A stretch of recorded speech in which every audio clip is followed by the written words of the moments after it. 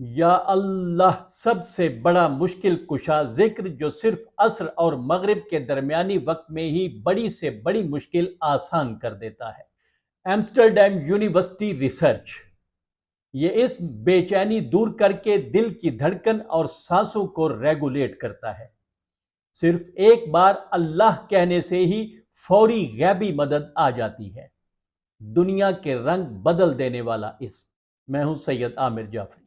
اسم اللہ خدائے بزرگ و برتر کا اسم ذاتی ہے، جس کے بارے میں امام جعفر صادق علیہ السلام کا فرمان ہے کہ جس نے 10 بار یا اللہ کہا تو اس سے کہا جائے گا لبیک تیری حاجت کیا ہے۔ یعنی یہ اتنا پر اثر نام ہے کہ صرف 10 بار پکارنے پر ہی اس کا جواب آ جاتا ہے، بلکہ آگے چل کر آپ یہ بھی جانیں گے کہ صرف ایک بار پکارنے پر ہی اللہ کی مدد آ جاتی ہے۔ اسم اللہ کے ختوم و اذکار سے پہلے میں ایک غیر مسلم کی اسم اللہ پر ریسرچ پیش کرنا چاہوں گا۔ ایک ایرانی ویب سائٹ دانشگاہ نے یہ ریسرچ شائع کی ہے۔ وہ لکھتے ہیں کہ ایک ڈچ غیر مسلم محقق نے حال ہی میں ایمسٹرڈیم یونیورسٹی میں اسم اللہ پر تحقیق کی۔ اس ڈچ غیر مسلم نے ایک انٹرویو میں کہا کہ میں مسلمانوں کی ایک بڑی تعداد پر 3 سال تک تحقیق کرنے کے بعد اس نتیجے پر پہنچا ہوں کہ لفظ اللہ کو پڑھنے، اسے دہرانے اور یہاں تک کہ اسے سننے سے ذہنی سکون ملتا ہے اور انسانی جسم سے تناؤ اور اضطراب دور ہوتا ہے، اور یہ انسانی سانس کو بھی ریگولیٹ کرتا ہے۔ ان میں سے بہت سے مسلمان جن پر میں تحقیق کر رہا تھا وہ مختلف ذہنی اور نفسیاتی بیماریوں میں مبتلا تھے، حتیٰ کہ میں نے اپنی تحقیق میں غیر مسلموں کو بھی شامل کیا اور انہیں لفظ اللہ پکارنے کو کہا۔ نتیجہ اب بھی وہی نکلا۔ میں اس نتیجے پر بہت حیران تھا کیونکہ افسردہ، نا امید اور پریشان لوگوں پر اس کا اثر قابل ذکر اور عجیب تھا۔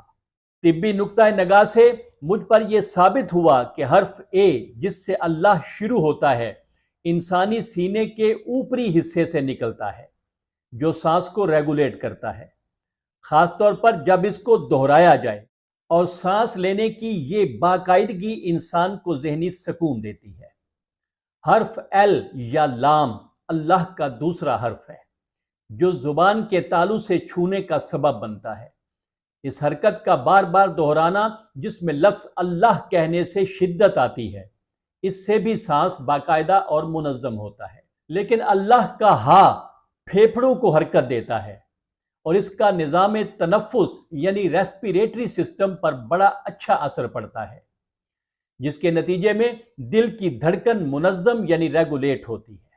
یہ تو ایک غیر مسلم کی تحقیق ہے جس کی نظر صرف ظاہری چیزوں پر ہے، لیکن اسی اسم اللہ کا یہ ورد عرفاء اور بزرگوں میں صدیوں سے رائج ہے۔ یہ ورد رات کو تنہائی میں کیا جاتا ہے، جس میں اس اسم کا ورد 4400 مرتبہ کیا جاتا ہے۔ وہ اس طرح کہ جب اللہ کہیں تو اللہ کی ہا کی ضرب دل پر لگائیں، یعنی اللہ، اس طرح سے کر کے، یعنی اس طرح سے 4400 تعداد پوری کریں۔ کچھ ہی دنوں میں آپ کو ہر چیز نیلی یا سرخ نظر آنے لگ جائے گی۔ یہ میرا اپنا تجربہ ہے۔ جیسے جیسے عمل کے دن بڑھتے جائیں گے، سوتے جاگتے آپ کو عجائبات نظر آئیں گے۔ زندگی میں چین ہی چین ہوگا، کوئی مشکل نہ رہے گی، دعائیں مستجاب ہوں گی۔ اللہ آپ کو ہر چیز سے بے نیاز کر دے گا۔ امیر المومنین مولا علی علیہ السلام کا فرمان ہے کہ جو شخص قرآن کی کسی بھی جگہ سے 100 آیات پڑھے اور پھر 7 مرتبہ اللہ کہے، اگر چٹان پر بھی پڑھے تو بعید نہیں کہ وہ اپنی جگہ سے ہٹ جائے۔ جو لمبی چوڑی پڑھائیاں نہ کر سکتا ہو وہ روزانہ 100 مرتبہ یا اللہ کہہ لیا کرے۔ یہ طریقہ زندگی کے مسائل کو حل کرنے میں مؤثر ہے۔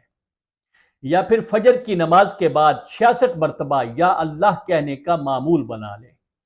اس سے زندگی کے مسائل حل ہوتے رہیں گے اور مصیبتوں اور تکلیفوں سے بچے رہیں گے۔ دل سے صرف ایک بار یا اللہ کہنے سے ہی فوراً اسی وقت غیبی مدد آ جاتی ہے۔ ایک غریب اور لاچار آدمی ایک دن ایک بزرگ کے پاس گیا اور کہا کہ مجھے کوئی ایسا ذکر بتائیں جس سے مجھے کوئی روزگار مل جائے اور میری غربت ختم ہو جائے۔ اس بزرگ نے کہا کہ وہ روزانہ 100 مرتبہ یا اللہ کہا کرے۔ وہ شخص روزانہ ذکر کرتا رہا، لیکن وہ اور زیادہ پریشان اور بے بس ہوتا چلا گیا۔ ہر روز وہ بزرگ کے پاس آتا اور اپنی تکلیف بتاتا۔ بزرگ اسے ذکر کی تعداد اور توجہ بڑھانے کا مشورہ دیتے، لیکن اس آدمی کے حالات نہ بدلے۔ تنگ آ کر اس نے شہر سے نکلنے کا فیصلہ کیا۔ راستے میں اسے ایک سرائے نظر آئی۔ جب وہ وہاں پہنچا تو اس نے دیکھا کہ کچھ چور ہیں جو وہاں چوری کا سامان چھپا رہے ہیں۔ چوروں نے اس آدمی کو دیکھ لیا اور اسے پکڑ کر ایک ستون سے باندھ دیا اور اسے مارنے کی تیاری کرنے لگے۔ یہ دیکھ کر وہ بہت خوف زدہ ہوا اور دل کی گہرائیوں سے بلند آواز سے پکار اٹھا، یا اللہ! اس کی یہ آواز قریب سے گزرتے ہوئے اس ریاست کے فوجیوں اور افسران تک پہنچی، جو فوراً وہاں پہنچے اور انہوں نے چوروں کو گرفتار کر لیا اور اس شخص کو موت سے بچا لیا۔ اس کو حاکم کے پاس لے گئے، جس نے اسے سراؤں، سڑکوں اور آس پاس کے دیہاتوں کا نگران مقرر کر دیا۔ اس نے اپنی ڈیوٹی شروع کر دی اور دوران ڈیوٹی اسے چوروں کا چھپایا گیا وہ مال بھی مل گیا۔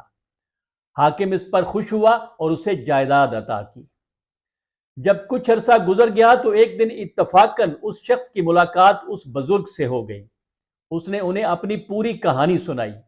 یہ کہانی سن کر اس بزرگ نے کہا، پہلے دن ہی یا اللہ اس طرح کہنا چاہیے تھا جس طرح آخری دن تم نے دل کی گہرائیوں سے کہا۔ میرے معزز احباب، ذکر یا ورد کی جلدی جلدی تعداد پوری کرنے سے کچھ بھی نہیں ہوتا، بلکہ ایک ایک لفظ دل کی گہرائیوں سے نکلے تو پھر صرف ایک بار یا اللہ کہہ دینا ہی کافی ہوتا ہے۔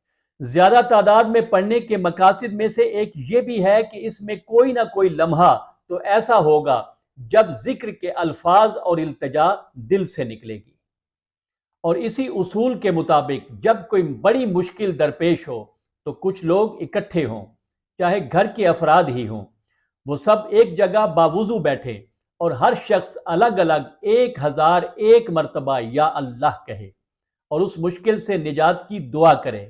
انشاءاللہ یہ مشکل ختم ہوگی۔ اور اگر زیادہ لوگ نہ ہوں، ایک ہی شخص ہو، تو وہ جمعے کے روز نماز عصر کے بعد بغیر اٹھے یا اللہ یا رحمان کا ورد شروع کرے اور سورج غروب ہونے تک جاری رکھے۔